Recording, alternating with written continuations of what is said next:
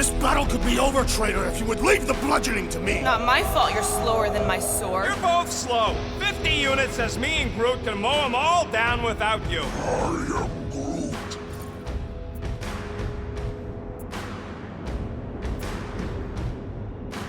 Come on, guys!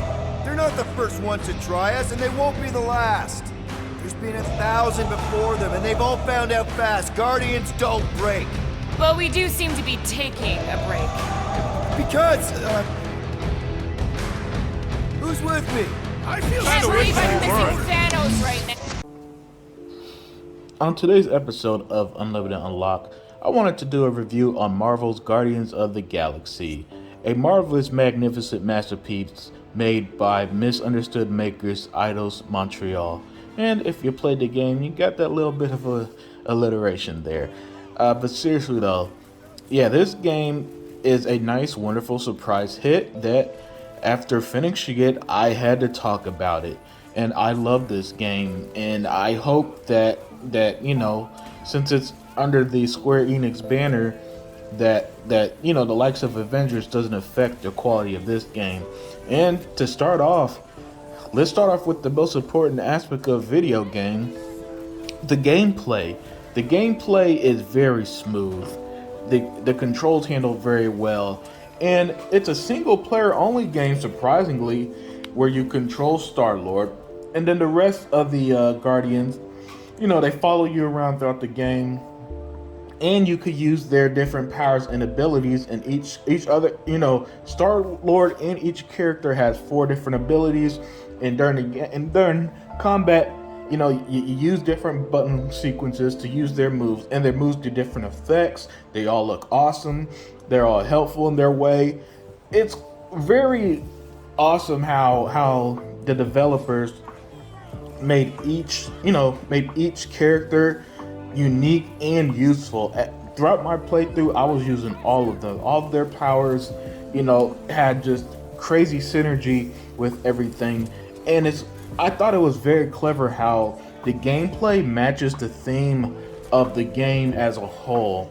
You know, this is a group of ragtag teammates who grow together and become a family as they save the universe, and somehow they're the only ones that could save the universe as the game goes on. And the gameplay just matches that so wonderfully. I had a blast, you know, with the game, and I was just anxious to get into the next action set piece as the game went on. Now, playing on the hardest difficulty, the game wasn't that hard, to be honest, but that's alright. You know, the boss fights are a lot of fun. You fought the likes of Fin Fang Foom and all that. So yeah, the gameplay shines, in my opinion. And, you know, let's shift over to, well, the story. You know, story isn't always the biggest thing for me, but I actually thought the story was nice. You know, for a comic book game, they took the story quite seriously. Well, you know, it still had the charm. The voice acting was very good. Everybody did their part. Everybody felt like the character that they were. You know, if you're like me and not the biggest fan of the Marvel movies, like, I actually enjoyed this game more than both Guardians of the Galaxy movie. You know what I'm saying? That's how much I enjoyed it. So as I'm saying, all right. So you got this nice heartfelt story. You know, it centers around this little girl, Nicolette, who Peter Quill, Star-Lord, thinks could potentially be her daughter. And after something happens to the daughter and the mother, they go on this adventure to save them both. And as they save them both, they learn this massive conspiracy, and things just kind of go out of hand out of there. So yeah, the story was, you know, a very, very good B+ story. And out of video game stories, I actually quite enjoyed it more than a lot of video games that are known for good stories. That's how much I enjoyed it. And, you know, so the gameplay was very awesome. The story was enjoyable. The graphics are phenomenal. This game looked great. Now, I had when I say a handful of technical issues, I mean literally towards the end. you know, and I had the game crash on me, like at this one spot at the end where it just kind of glitched out. But other than that, it had no real issues. It ran excellently playing on the Xbox Series X. And so, you know, you got this gorgeous game with fun gameplay, a solid story. For my type of enjoyment, that's kind of like everything, right? And this game isn't that long. I beat it about 25 hour range, you know, about the length of a Tomb Raider game.